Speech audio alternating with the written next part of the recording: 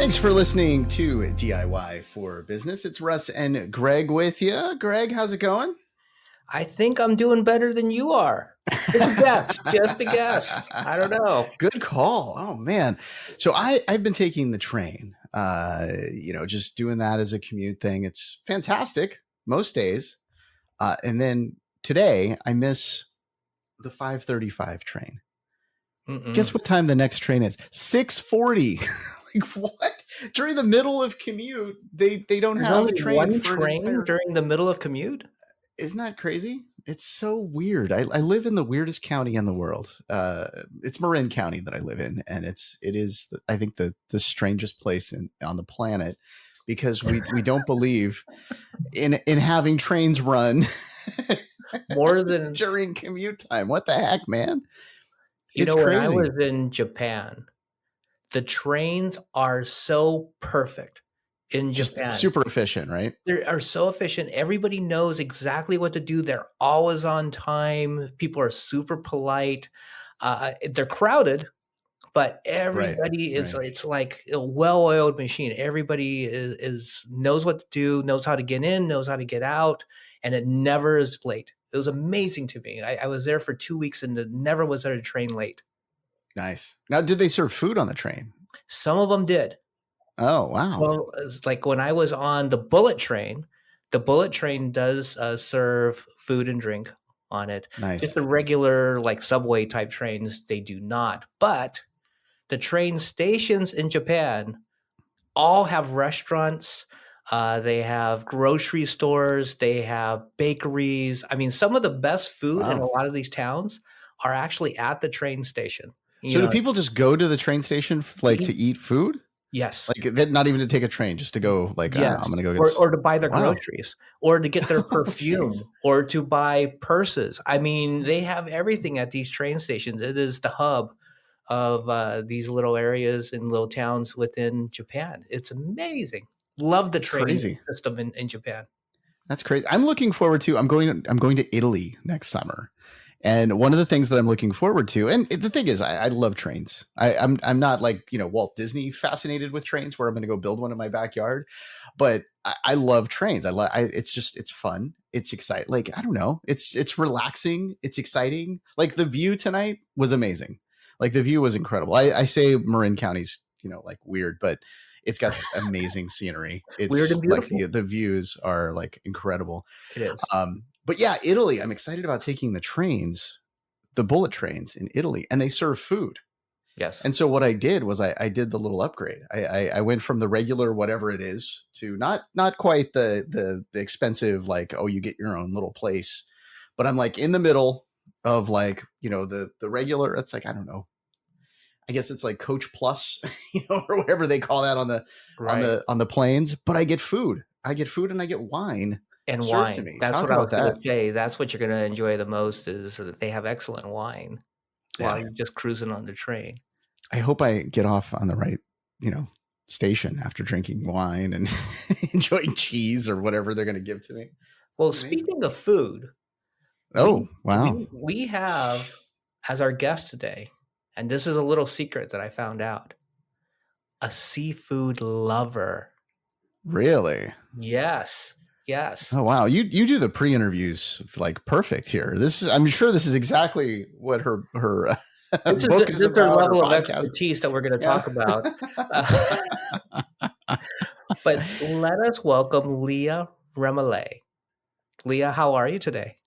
I am doing excellent. And it is true. I love seafood. It is my love language. I feel that food should be the 6th love language, and that would be mine. My husband knows, right?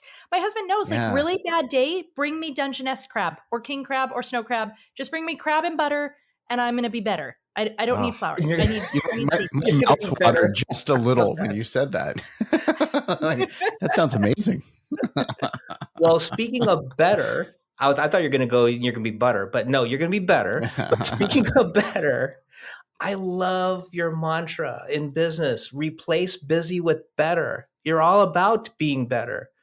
Talk a little bit about what does that mean? Yes. So I started my entrepreneurship journey 15 years ago.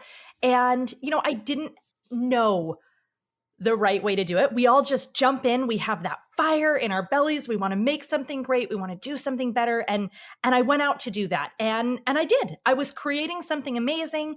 There was a lot of metrics that looked really incredible, hit that first 6-figure mark real early and kept climbing, but I didn't have systems in place. I was not balanced. And I was honestly a hot mess. And it took about 2 years for me to basically hit my own rock bottom. This was actually me literally blacking out at a zoo and getting taken away by ambulance. So what had happened was Wow. I like to do things with a bang. Yeah. And that bang is your head hitting the concrete at the Yeah. zoo. Yeah, Wow. in that case, it Jeez. was amidst the alligator exhibit.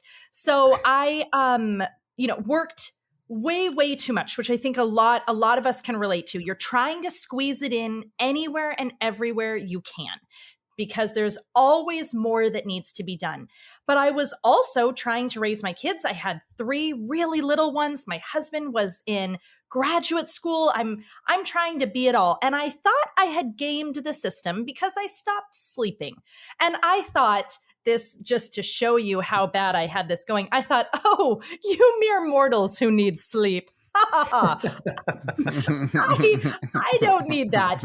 Well, it turns out you do. You do need sleep. And my body literally went on strike in the middle of the alligator exhibit with my kids. And it was a turning point for me because I got taken away in an ambulance. My 3 kids were left completely alone.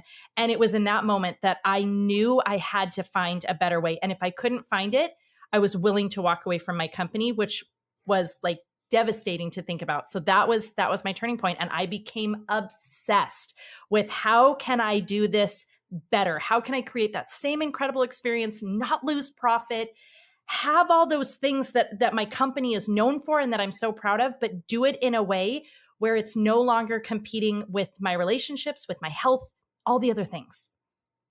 I'm going to ask the longest question ever here. How?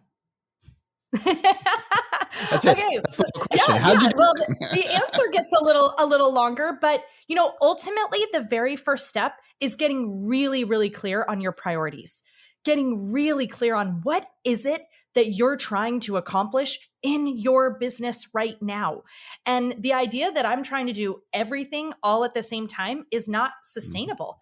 So getting that clarity, getting that focus on what is it that I'm trying to do, that I'm trying to accomplish, and then getting laser focused on that. It really is amazing how much of our time is spent on things we think we need to do, but we really don't. And if we're not tracking, we're probably doing a lot of things that aren't even producing results, but we're doing them because we believe we're supposed to. And when you start looking at the numbers, looking at the metrics, seeing, you realize, why am I doing this? This is not even worth my time and energy. So it was a lot of subtraction, a lot of building systems, automation. Oh, goodness, for sure. Outsourcing, hiring, all these different steps. And I like to think of it as needle movers. It's like you just start placing all these little things in your business that are going to save you 5 minutes, 10 minutes, 15 minutes, but you stack those. And I went from this, I don't even want to know how many hours a week, to I only work about 3 days a week, and I didn't lose profit. I didn't lose any experience for my clients. And then I was like, oh, this is the way I want to do it from now on. And that's so hard to figure out. I mean, I failed at it. I mean, it was so hard for me to actually run my business and like do anything else. It was so hard to do that. And I failed at that so many times over and over and over again Well, throughout Preston, my business. didn't you have that aha moment at a zoo or like a Yeah. children's park as well? Well, funny enough, this goes right back to our opening story here. I was at Sonoma Train Town with my kids, and we're on the little train, and we're going through, and I'm sitting there, I'm looking at my BlackBerry, and my daughter's like tugging at my shirt, wanting to show me some, like, I don't know, they have like these fake dinosaurs and all this other stuff that you're driving through. She wants to show me this thing, like how cool it is. And I'm like, one sec. And I'm just scrolling through my BlackBerry. I'm like, okay, wait, you know what? I'm here, but I'm not really here. I need to put this down and I need to like be in this moment. So yeah, it was the same sort of thing where it was just like, I need to draw the line. For me, that was selling the business. Like I actually decided, you know what, this is not the right business for me. I need to at some point sell this business because I didn't want to hand it down to the kids. I didn't want to like do that with that particular business. And it was a great time to sell. So I just like, it was within 72 hours that I was talking to somebody about buying the company because of that moment. And it just, man, I don't look back. I mean, it felt great. And it was, the timing was right and everything worked out perfect. And maybe that's why I like trains now. Yeah. Well, Leah, I'm just curious, did you ever have a moment where you thought about maybe I should sell and do something different? Or did you just know I love it too much, I just want to figure out how to make it work?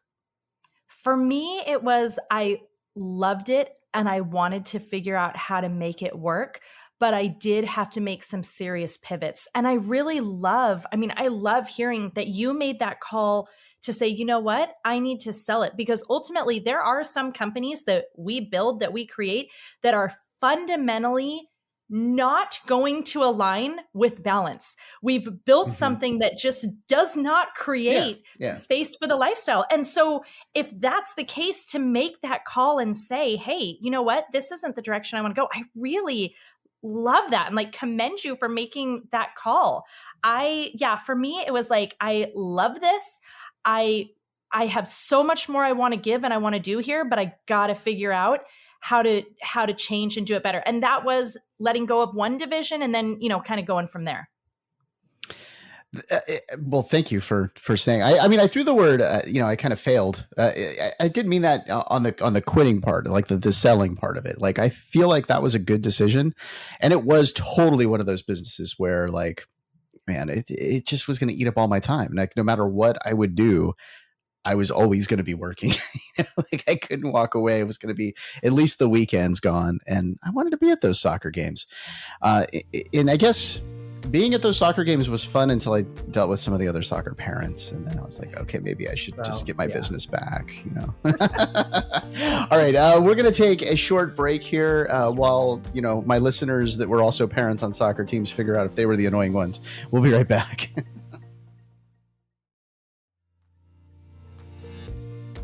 Thanks for listening and subscribing and reviewing DIY for Business, a part of the Best Business Network and Electrocast Media. All kinds of fine podcasts over there at electrocast.com. Be sure to go check those out. Business podcasts. We've got betting, like sports, gambling podcasts. There's all kinds of crazy stuff over there at electrocast.com for you to go check out. Lots of fun stuff. Okay, we are talking with Leah Remillet. Did I say the name right? I'm very proud if I did. Oh my God. Be proud. All right. You know what? My day just turned around. So this is fantastic. What I wanted to get into too with you was talking about pricing, right? Like, so that was one of the things that I was really concerned about. And with my business, I priced it a little bit higher than everyone else.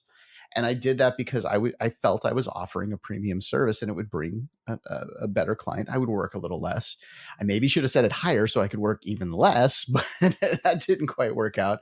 But setting price is one of the harder things to do when you're starting up a business. So I wanted to talk about your philosophy on pricing and charging a premium price specifically.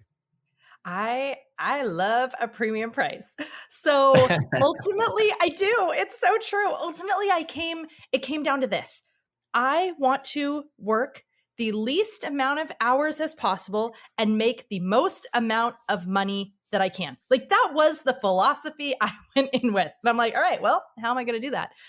I'm going to need to charge some serious prices. And I have done that throughout the years and charge definitely a premium. Typically, I am the highest level in my area, in my industry, in my service or market. And with that, it of course has meant that I want to figure out how to create the ultimate experience. And what I love to do, what I've always done, is I go in and I say, where's the frustration? Where's the sticking point? What is that part that leaves them? This is the hard part. And then I go in and I solve it. I take care of it. It's something that our concierge service will take care of for them or whatever it might be. And so that has been a huge part of what's allowed me to charge those prices. And ultimately, I say this to my clients, you're worth whatever you say you're worth. That's the bottom line. And if you have a brand and you have the experience and the reputation to back it, then you can charge it. I find it so fascinating. If we look at water, okay, we could each go out to our sinks and we could fill up a gallon of water, and it would be pennies to the gallon.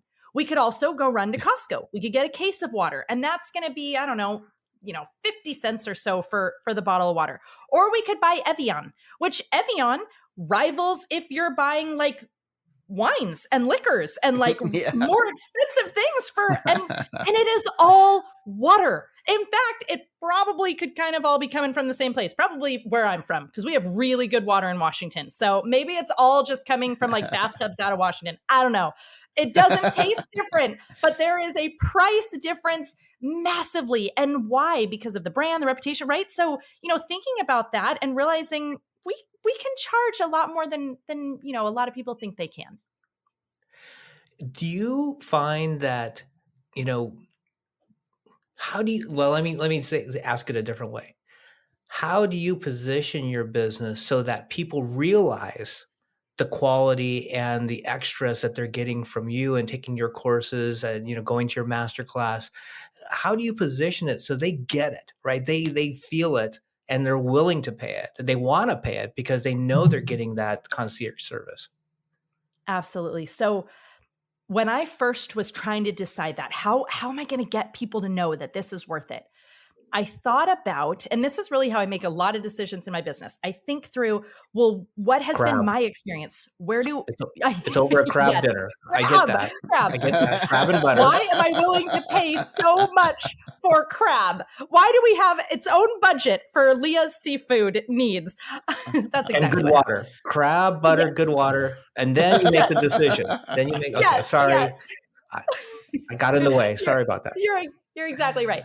So I thought about, and we've all had this experience. You're walking down a cute street, and there's some stores that catch your attention that you want to go into, and there's other ones you want to go right past. What is the difference? What is the difference between the ones that pull you in and the ones that you're like, maybe sketchy, maybe questionable, and you're going to move right past? And so I took that and I said, okay, well, how do I convert that to within my business? And I don't have a storefront. I'm fully online.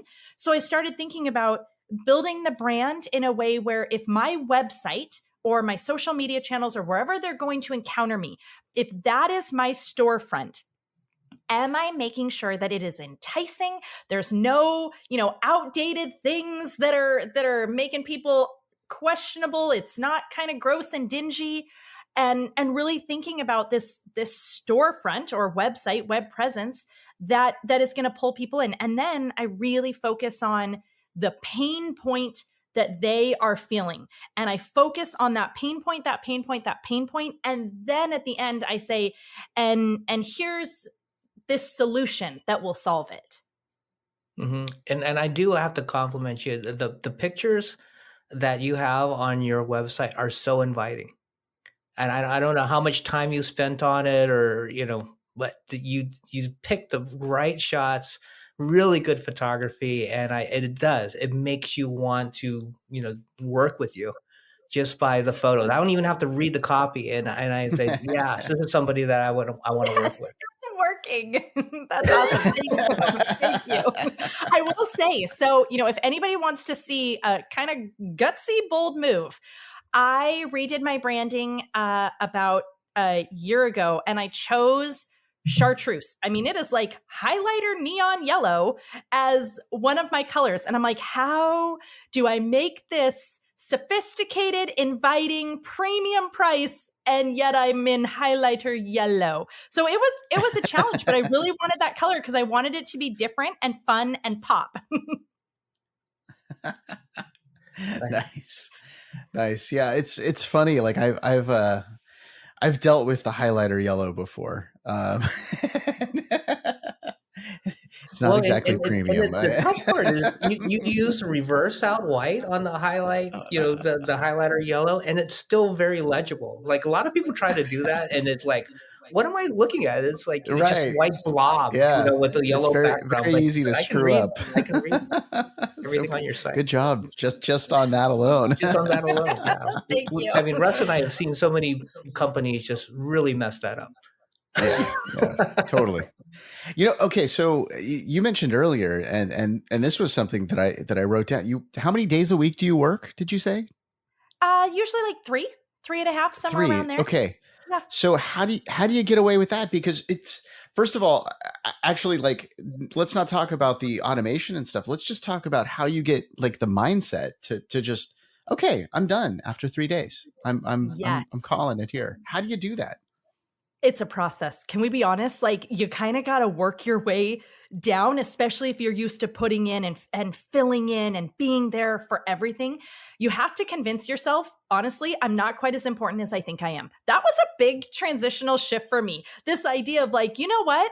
I don't need to be in every single aspect of the company. And there are people who can do things better than I can. I remember I was flying to a conference and I was sitting by someone else. And this was early in my business. We're just chatting it up. He was going as well. And we're having this conversation. He asked me about something and I was like, oh, I do it. And he just looks at me, looks me right in the eye and he's like, that is minimum wage work. That is not a CEO's work. And I was like, oh, like crushed. But it stuck with me. And I really thought about that. And I've carried that through. I mean, I came back from that conference and I instantly hired someone for that role because I was like, got it. I'm not supposed to do that.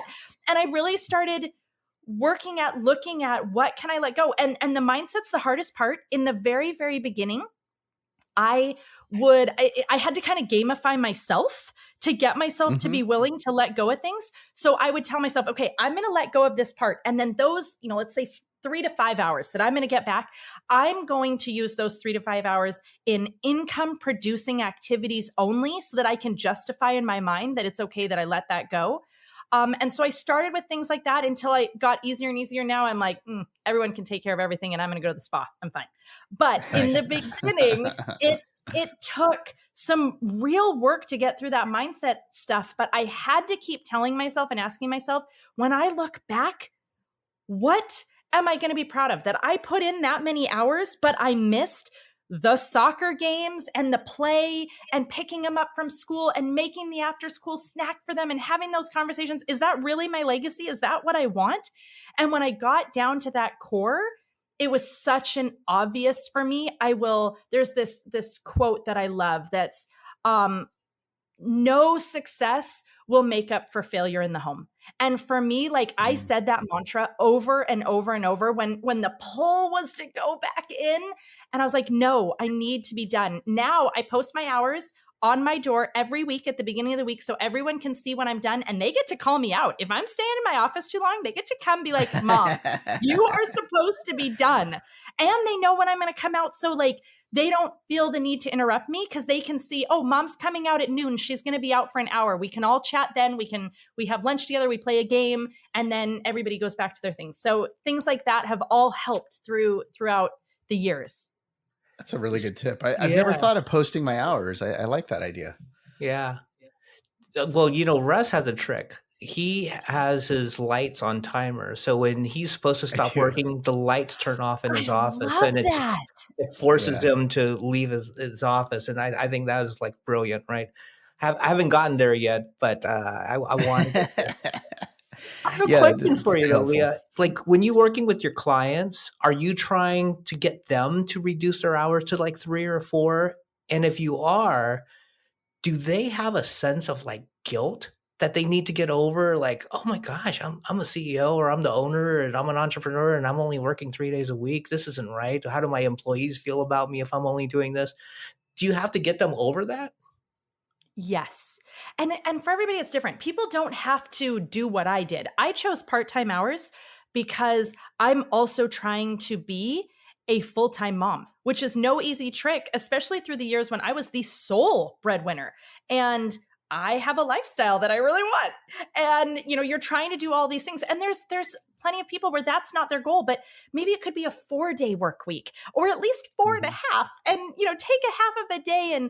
And so, yes, I absolutely, there's so much mindset, as you asked that, I instantly saw these different conversations I've had over the years where they're in tears because they feel like they have to be there. They're somehow being disloyal to their team, to their company, to if they're not there all the time, and trying to get them through that to realize that honestly, the example that they're setting isn't good for their team, because what we Yeah. show they're going to do, and we're not helping these people to believe that they're also supposed to be available 24/7 and clocking in. That's a recipe for resentment Mhm. against us, Totally. and Yeah. eventually leaving.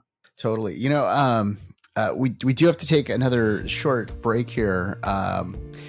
We haven't heard about your business really yet, so we gotta hear about that as well. We'll talk about that when we come back, and we got a bunch of other stuff to talk about as well here. Thank you for joining us. Thank you for subscribing to DIY for Business. We will be right back with more.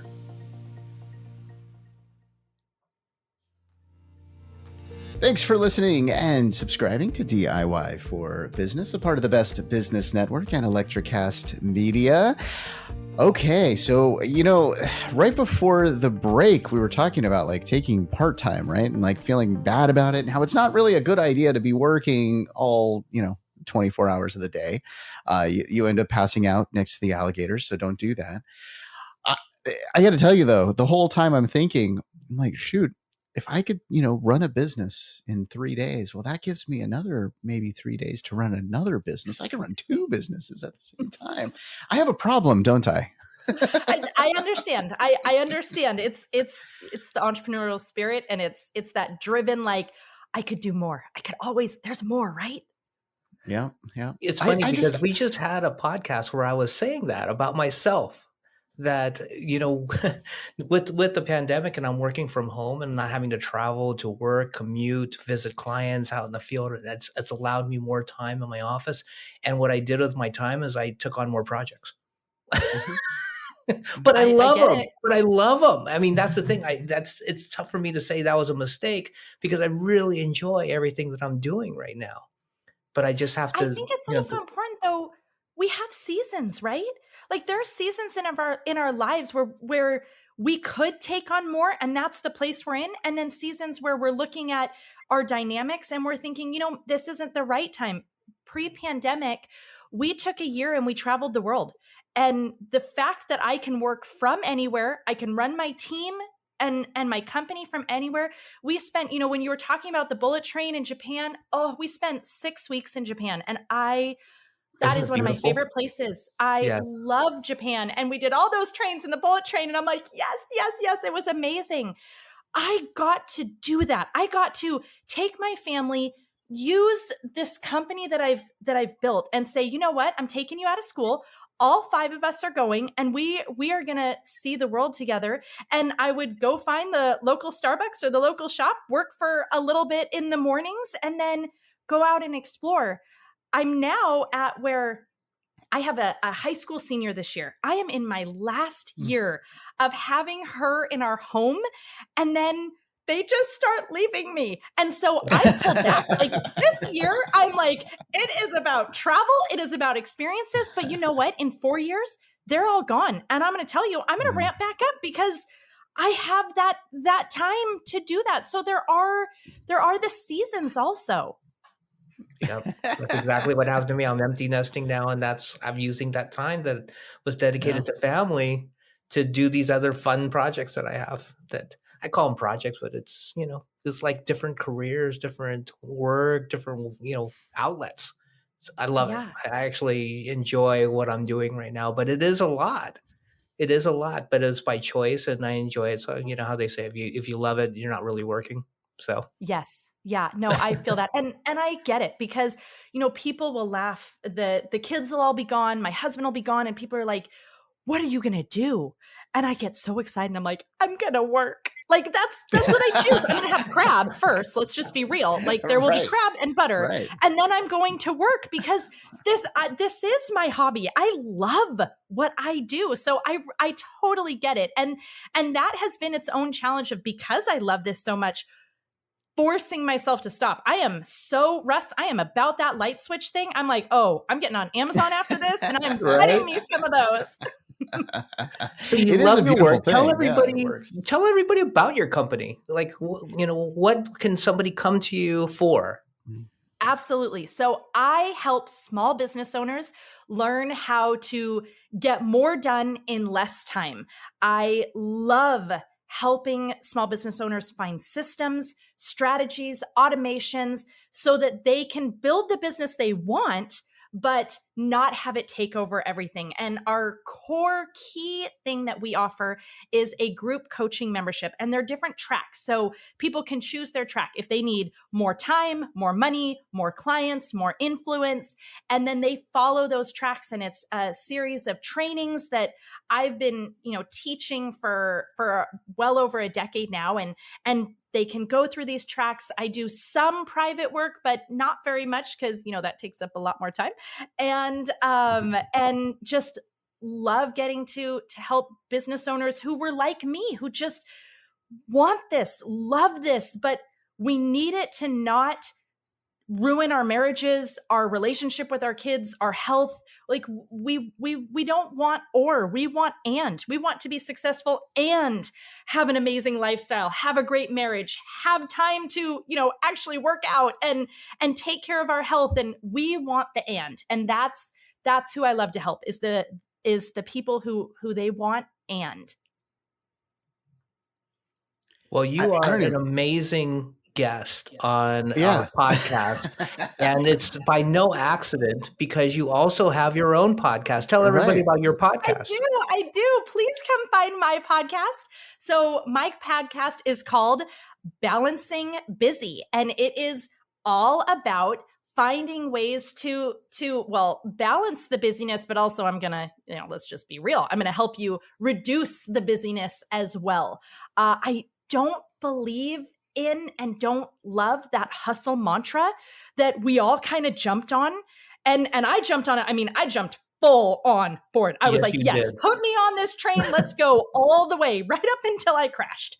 Right. And so this hustle mantra, this idea of like, just go, go, go, outwork everybody, put in, the billion hours. Elon Musk, we watch him and I drive a Tesla. I will admit it. I love what he has created. Okay. But this concept of, I put in so many hours, my fans saw that I sleep in my office so much that they went together and bought me a couch so I could sleep in something better. Okay, but let's look at what happened in his life. Let's look at, the divorces and the relationship with his kids, and the same thing with Steve Jobs, and the same thing with like these icons that we love to learn from, and they're brilliant, but the cost. And I just realized I will not pay that cost. I am not willing. And so that's what I'm about. I love that. I had somebody early on tell me. So I don't know if I've told this story before, and I know we're running out of time. So quick story here. I'll make it shorter than it actually should be, because this was another huge turning point in my life. I was working in radio, and I was the producer for Ryan Seacrest when he was in San Francisco. And he got this gig in LA. And it was two gigs, a radio gig and American Idol, on the TV side. So he's like, well, do you want to come to LA? You can work with me there. And I thought about it for a minute. I was just like, I don't know if I should do this or not. Like, this is an amazing opportunity. It's, a much bigger market. It's much more pay. This could be really good for me. I asked kind of like this mentor that I had back then, this person that I still talk with her all the time. I asked her, what should I do here? Like, what's my path here? She's like, okay, think of it this way. You've got your life set here. You've got these things here, like everything that you know is here and you love it here. Like, also on this path of Ryan, think about everything that you've done, because he started working in radio when he was like 14. She's like, think of everything that you've done since you were 14 and then just forget about it. Like, that's what your life is going to go be if you start to follow the same path that he's going to follow. Like, everything that you want, everything that you like desire outside of radio, yeah, maybe you'll get that, but all that other stuff is just gone. And it just goes away. And it totally changed like my thinking on everything. And I don't regret it. I mean, maybe I could be up there with Simon Cowell. I don't know. But I don't regret like walking away from that, even though it was an amazing opportunity. But I made that decision early on. And then I sort of reflected that same sort of thing, on the train years later of like, okay, can I keep this business or throw it away? So yeah, there you go. This is like, I feel like I'm in a counseling session. I've got to listen to your podcast every week, because I love the feeling, like your stories are like pulling stuff out of me, and it's fantastic. So I really, really do appreciate you coming onto this program here. And we're going to link to your podcast so that others can go check it out and hear more from you. But yeah, thank you so much for joining us. Oh, thank you. It is an honor. You two are wonderful. So thanks for letting me chat with you. Oh, it was a lot of fun, Leah. And Russ, I think that's our cue to go catnack out. Oh boy. Yeah, catnack out. I'll close it with that one this time. Hey, thanks for listening, subscribing, and reviewing DIY for Business, a part of the Best Business Network and Electrocast Media, not at all affiliated with American Idol. The subjects that we cover on this podcast are selected with the goal of helping your business grow, and all the information provided is opinion-based, and you might want to consult a professional to discuss your exact business situation. Greg and I want your company to succeed, and we're happy to take your questions. We'd also love to hear your suggestions for future episodes. You can reach out to us by visiting us at our website, DIYforbusinesspodcast.com. The link is in the podcast description right down there. Please do click on that and share your ideas with us. We thank you for listening and subscribing to DIY for Business, where you are not alone. All right. Welcome. Hosted by yours truly, Rich LaMonica. We invite experts from many fields, from authors to entrepreneurs, to share their journeys with the Misfit Nation, and a space for fellow veterans to share their stories through our Warrior Wednesday initiative. The show is born from veterans, but has evolved into a living, breathing place to showcase leadership, mindset, motivation, loyalty, and above all, family. Join us to enjoy great chats and possibly become a guest. Electrocast. Misfit Nation. Introducing the Deep Leadership Podcast. Leadership is a people business. That's the philosophy of your podcast host, John Rennie. As a former submarine officer who spent 22 years leading businesses in corporate America before starting his own manufacturing business, he knows that leadership matters. Deep Leadership is real-world, actionable leadership advice from John and his expert guests. Become a leader worth following. Subscribe today. Electrocast.